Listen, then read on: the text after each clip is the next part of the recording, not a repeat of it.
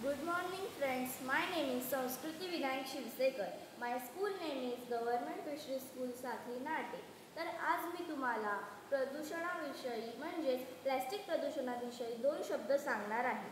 आपण आता आज पाहतो की प्लॅस्टिकचा वापर खूप मोठ्या प्रमाणात होत आहे. त्यामुळे प्लॅस्टिक लवकर डिग्रेड होत नाही.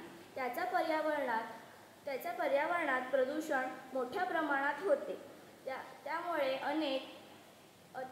अनेक समस्या निर्माण होतात.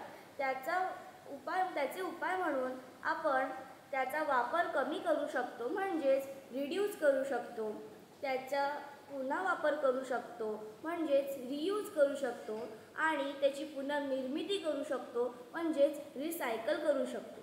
या गोष्टी करून आपण प्लॅस्टिकचं प्रदूषण कमी करू शकतो. तसेच यापासून आपण एनर्जी निर्माण करू शकतो, म्हणजेच